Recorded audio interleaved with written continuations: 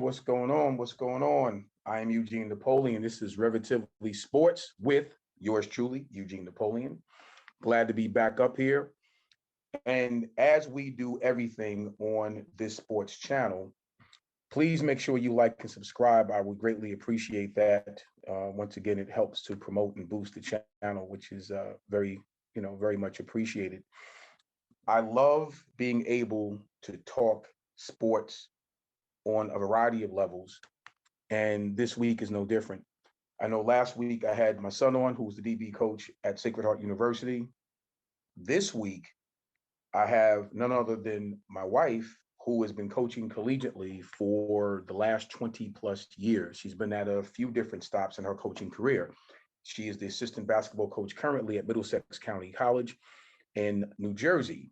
But before I get into that, I want to go back on something that a fan asked me last week as it relates to West Virginia football. And the question was, what does it feel like to watch WVU sports now, all these years later, since I've graduated and I've played for the Mountaineers back in the mid 80s. And there's so many different things that goes through my mind when I'm thinking about the answer to that question. But I can tell you this, it is an honor and a privilege to watch from what it was, for what our program was back in the mid 80s to see where it is now. It's unbelievable, especially the facilities, the growth in the facilities, the growth in the student body, obviously the big change of conferences, being part of the Big 12.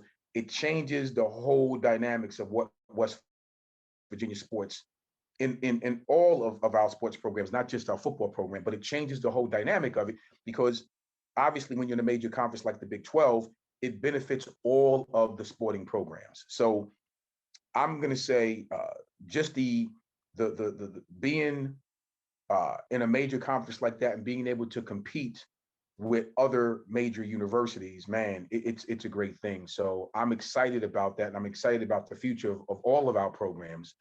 Football wise, you already know, let's go Mountaineers always when it comes to our football program. And I'm looking forward to seeing what this current season is going to bring us, as well as future seasons. So with that being said, I want to introduce my wife, who is the guest on Relatively Sports with Eugene Napoleon. We're going to talk everything from recruiting to her illustrious career and what does she look for in a student athlete when she's on the recruiting trails.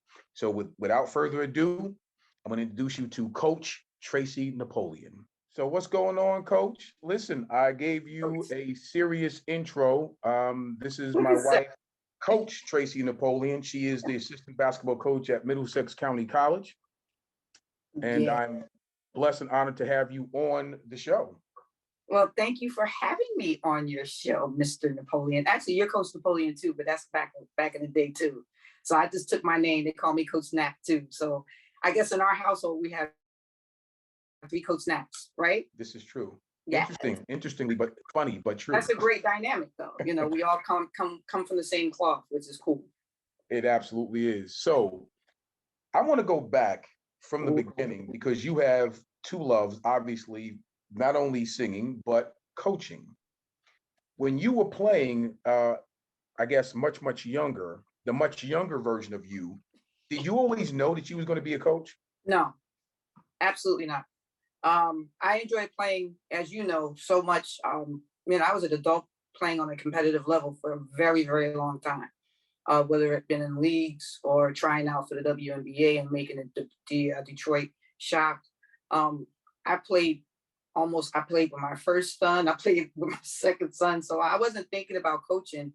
That just came, that just came about by, I guess I was supposed to be in it because at the time, Kim Barnes-Amico was at NJIT. And we were cool because we used to play together in leagues and open gym like that.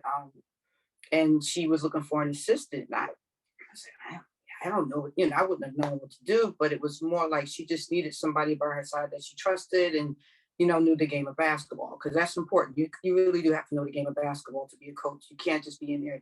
You can't be a cheerleader. That's what cheerleaders are for, especially now. So she gave me my first opportunity to actually coach on a college level. And then from there, we did well for, our independent going into the NCAA. So that was cool. And from there, I went into Rutgers, Newark, stayed there for a couple of years. Then I went to Caldwell. We did very well there. I went to the Nationals. And before I knew it, I was just engulfed in coaching. Like coaching became a part of my life. Went on to my alma mater at Union County for a couple of years, and now I'm at Middlesex. This will Wow. probably be my last stop, though, I must say. This is your second stint at Middlesex, correct? It is. I took a little break because it's hard to commit fully when I sing while singing. You really do have to know how to navigate all that. Plus, I work also. So at one point, it just became a lot. And I didn't want to give just a little bit of myself to these young ladies because they need more than that. Absolutely. So I want to take a step back because throughout your illustrious career, I don't want you kind of slid over the WNBA situation. And I kind of want to go back in time for a quick minute because I do remember that time. And if you don't mind, could you elaborate a little bit to our viewers about how was that as a competitor, not as a coach, but as a competitor to get to that level and to go and then be offered a free agent contract with the Detroit Shock? How was that? Well, how was that process for you? Well, I guess it was my competitive nature that led me into it.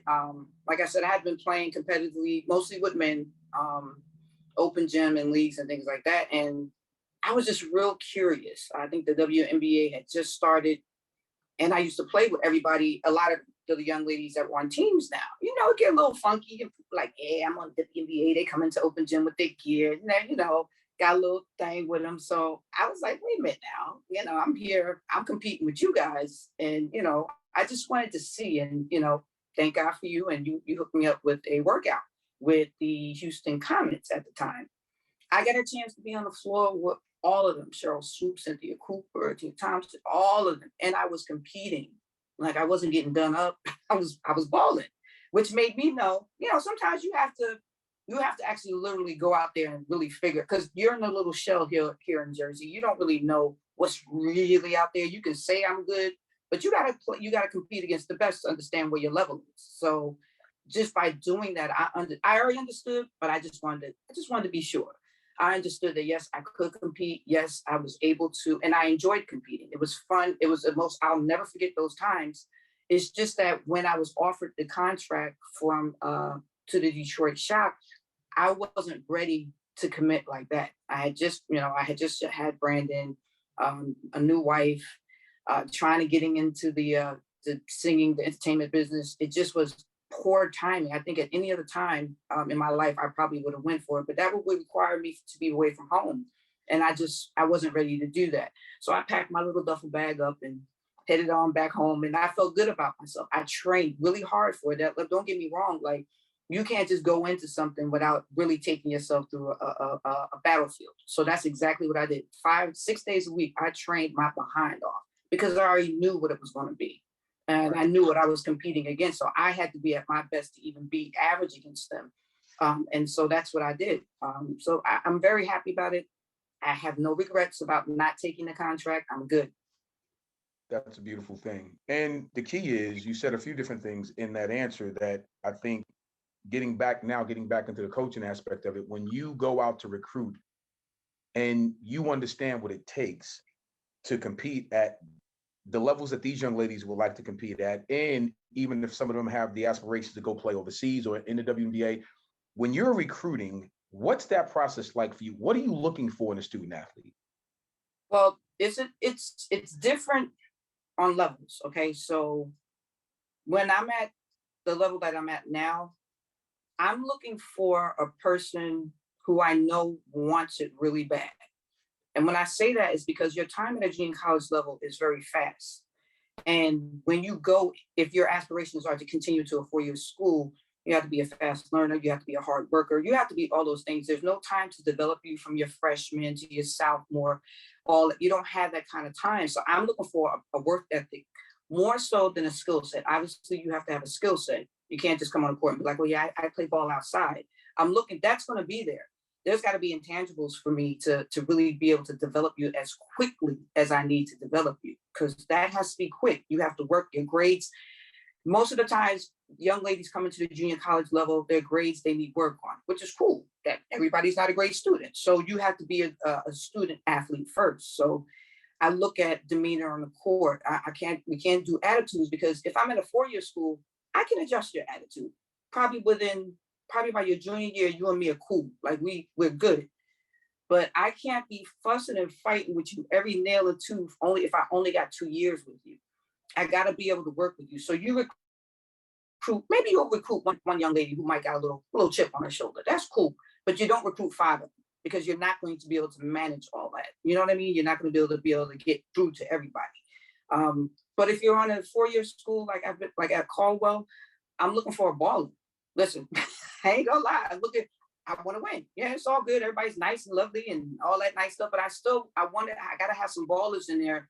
I gotta have some dogs there that are really, really to fight and get grimy. It's like a mix. You don't get all what they call blue chips. You get somebody who's going to scrap and play defense. So that's what you're looking for. And you look for somebody who's going to kick to the corner. You know they're going to drain that 3 automatically. So you look for that person. You look for a guard. A point guard has to have 2 hands. Let's be very clear. A point guard has to have 2 hands. Has to be able to see the court and have my vision of what I want to run in the offense. So it's not just getting, oh, that's the best player in the state. Everybody's one after. I might not need the best player in the state. Right. You understand what I mean? So it just depends on where I'm at and what I need for my roster. Wow. And that brings me to this point. A lot of times in every sport, especially football, you may get coaches who go out and they'll recruit a quarterback knowing that they're going to switch a quarterback to a DB. They'll go out and get or a DB that they made for whatever reason. They may want to switch him to offense, or an offensive lineman they want to switch to defensive line. When You're recruiting specific positions, how do you look at that? Are you going to recruit a shooting guard and then turn the shooting guard into a 2 guard? Like, how do you? What's your process in that? It's basketball is real different in that regards. If you're a guard and let's say you're 5'5", right? You're only going to be my point guard unless you are a prolific shooter. Like, unless you can just rain. Then I'm looking at for you as a combo guard, because that means I got the best of 2 worlds. So if my point guard get in trouble with fouls, she's sitting down, then you can run the floor. Then I have to bring another 3-point shooter. So those 2 point and the 2 are interchangeable. But if you're a certain height and you want to go on to a 4-year school, I'm only going to develop you really to be a point guard, because that's all that 4-year school is going to look for. D1, a guard is 5'10" and above. You know what I mean? 5'8", 5'9", 5'10". 5'3", 5'4", 5'5", 5'6" young ladies, they're going to be point guards at a 4-year school. So I'm never going to do anything that's going to jeopardize their projection of where they want to go. Sometimes we get tweeners. Like so I'll get a girl from high school. Let's say she's 5'8". Mm-hmm. She's their center. No, that's never going to work, right? So if I'm recruiting her, I'm looking to see, okay, what else can she do? I understand she likes to bang, she likes to do all that, but for the college level, she's not going to be a center. She's not going to be the biggest thing out here. Can she dribble? Can she, what else can she do? Can she defend? Now, if she's a defender, I'll take her. If she's a good defender, I'll put her on the other team's best player. So it just depends. But I will never put a young lady in a situation to use them. A lot of coaches do that, to use them for their own benefit. And then once they're done, they can't go to college because another coach will see, well, she's too short to play a 2 for me. She has to be a point. Can she dribble? No. What were you doing with her for those 2 years? What's going on? So I'm only going to do if I can't use you in that sense where I can push you onto a 4-year school, then I'm not going to take you. Wow. And see, that's the thing that I always come back to, and it's hard to talk to certain coaches because they don't understand that it's the impact that coaches have on young lives is so prevalent.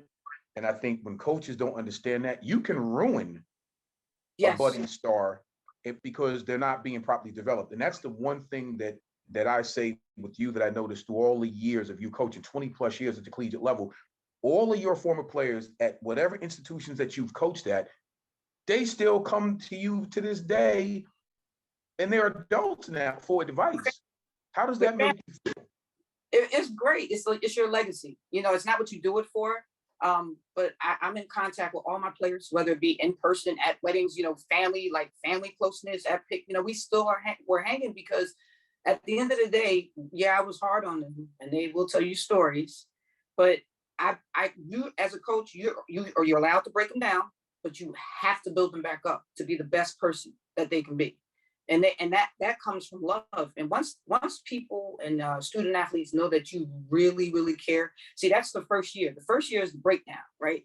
To see where you at. Like, I'm gonna break you down, but you got to respond to everything that I'm giving to you while I'm doing that. Then I'm feeding you jewels, I'm feeding you seeds, like to teach you not just about basketball, just how to get along with a person that you would have never been in contact with had you not been on the basketball court. Like, we all gonna go bowling, we all gonna go to the movies, we're all gonna get along. That's like a whole development thing, to trust each other, to trust me. So I'm gonna break you down to your bare essentials, and you're gonna think I'm the meanest person ever. But then after that, I got you. I'm gonna build you right back up, and you're gonna be better than you ever been. I'm not saying that to brag, but that's just what I do, and that's why these young ladies still call me. They still call, Coach, hey, what's up? What you doing today? When we going out? Now they're young ladies, so we can go out and hang and have a good time. And it's just good to see them turn into young ladies, because at the end of the day, everybody's not going to play ball after your college career. No, it's just the reality of it. I want you to graduate. I want you to be productive. I want you to be happy. And that's important as far as a recruit looking for a coach. You can't just look for a coach because whatever they spew at you and tell you, because you have to do your research. You have to figure out what's really going on. I tell my young ladies, I said, you don't even know who you have in front of you right now. Like, you Google everything else. You Google this, and they looking at me like, you don't know the person in front of you. You don't let somebody dictate what you do for so long. Basketball season is so long that you're going to be in this gym with this person. You have no idea who you with. Like, you know what I mean? I tell them you should do your research. You should understand what's going on. I said, and then maybe you'll have a better understanding of what's happening to you right now. Wow. So I know you don't like this type of stuff, but I have to bring it up in the context of what we're talking about here. And like you just said, Google who's standing in front of you.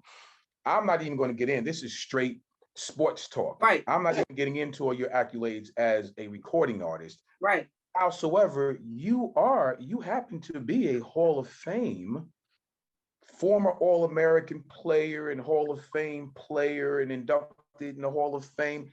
What is that like when you do get the rare moment of a student athlete that did research you to say, oh, coach, wait a minute, you're a Hall of Famer? What is that like? Well, if you know me, I don't know how to say it. It's accolade that I appreciate. But I'm kind of humbled in the sense, like, I don't know how to take it sometimes. You know what I mean? I'm not that person to be like, yeah, I'm a Hall of Famer, unless you get on my nerves, right? Unless you like one of them players like, yeah, I know what you're talking about. But when they do that, I actually get on the court with them. So then I let them know, like, I can still show you. But then I tell them, listen, let me show you something. Then, if you make me pull a card, then I will. But I'm really not that type of person. I had great years, memorable times going to the Nationals, County College in Cranford. Shout out to them.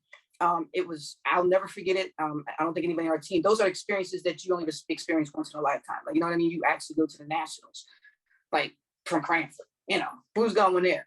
So I'm trying to get these girls to get all that. Like, we did that at Caldwell. We went to the Nationals. It's a great experience. Yeah, you might not win, but it is the way they lay it out. It's just something that you should strive for. Like, if you want to be on that court, then you don't want to be nothing else but a champion. That's how I'm putting it. You don't want to just be out there having fun. Yeah, okay, fun is cool. We're gonna have fun anyway. We're gonna have fun winning. So that's where I'm at. So the Hall of Fame for me is just, it is a blessing, and I don't want to take it for granted. But that's not anything that I ever, pump my chest out unless I absolutely have to. When you correlate playing basketball to learning life skills, do you put those together? I mean, I know you do, but when you're talking to a prospective student athlete's parents, how do you explain that to them? Because that's really important. I think sometimes it's hard for parents because parents have higher expectations than maybe their children can give them physically. Just because I don't mean to say, okay, just because you're the best player on the team doesn't mean you're college material. I understand. So I give the real, and some people don't like to hear that. You know what I mean? Sure. Like I won't recruit anybody just because they play basketball on a team. You have to have something that I can develop. You have to have something that I can project and see, okay, well, she's going to be a hustler. She's going to be a scrap. Yeah, she might not be the all American, but she's going to be that. And I tell parents, listen, if she comes here, I never promise anybody no starting positions and all that nonsense. You're going to have to work. It's a small roster. You understand what I mean? So things happen throughout the course of the season that anything can happen. So I just tell them, listen, we would love to have her, but she's got to work on some things. If she need to lose some weight, yeah, she need to lose about 50 pounds before she even comes to preseason, or else I'm not going to be able to do anything with her. And some people don't like to hear that. What you mean? Well, I'm just being honest. We play an up tempo game. Right. We go, and plus, besides that, the college game is so much faster, and just in general than the high school game. If you're overweight, I can't use you coming into preseason, putting you up on the stairs, doing the stairs. Right. What good is that going to do anybody? So then, if I give you something to do, right, and then come preseason, you still haven't done it, that means your work ethics is terrible, and I can't use you. And at that point, there's where more honesty comes in, and then it's like, oh well, you just don't like my daughter. I don't know your daughter to like her. I'm trying to help you. So honesty is where I'm always coming from when I'm recruiting. I'm not ever promising anybody anything, but what I will promise is that if you stay in the classroom, you're gonna get your degree. Absolutely. And ultimately, that's what you're trying to do. Ultimately, Absolutely. And that's where that's where it translates for me. It translates from you learn life skills through sports. absolutely, I'm a firm believer of that. Anything outside of that is gravy because, as you said, there's not that many players who are going to get an opportunity, female or male, right, that's going to play after college. right, So it is a blessing to have that type of tutelage in a coach that's going to tell you that right, straight up, right. straight no chaser, and I'm sure they could appreciate that. Well, sometimes they So do, sometimes they don't. So, I mean, it just depends on the personality. But if you do and you trust me and you do the work in your classroom, you can go on to another 4 year schools, get 2 more years of just enjoying yourself and playing ball and get your degree and go ahead and live your life. I mean, that's ultimately what we do. We get those young ladies out of it. They go to 4 year schools and they have a good time and they enjoy themselves. wow, wow. Coach Napoleon, in closing, I'm going to ask you this.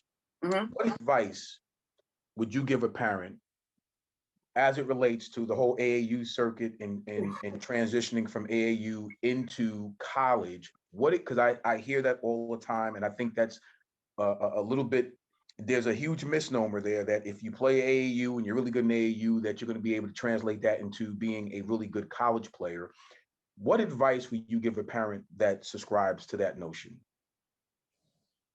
Well, I would make sure if your child, pretty much everybody who plays ball plays AAU. So let's be realistic. That's never going to stop.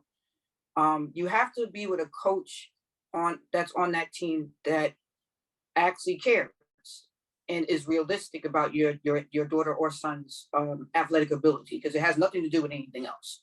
So it's not even about the grades or anything. They're just AAU gives you the exposure.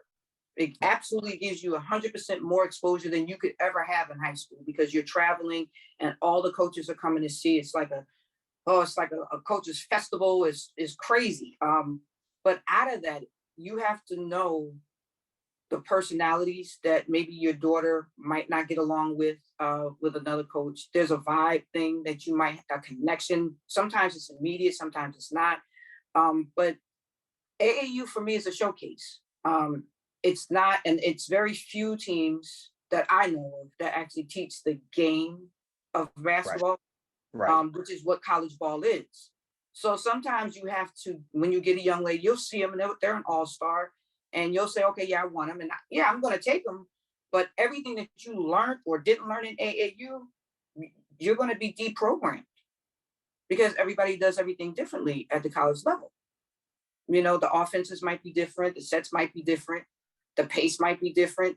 So then it's going to be, then that's when the pull comes in, because it's like, well, I ain't do this in AAU, and we was 25-1.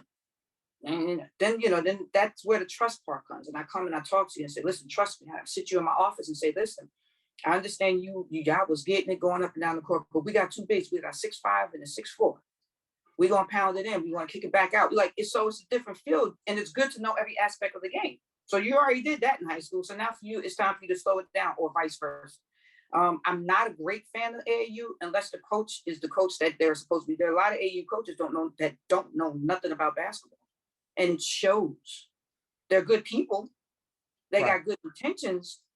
So that part is great. They're never going to let anything happen to you, your baby, so to speak. But it doesn't. Sometimes it doesn't correlate and translate into good college basketball. Wow. Listen, once again, that's some good stuff, and I'm hoping that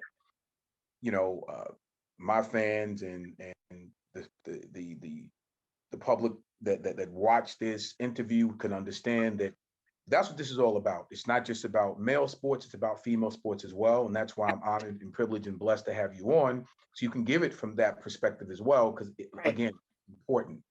It is. Please tell. I'm sorry, go ahead. No, I was going to say it's important. I wanted to make sure that where can people find Coach Tracy Napoleon, your social media stuff? Please let people know where they can find you. On Facebook, it's Tracy Napoleon.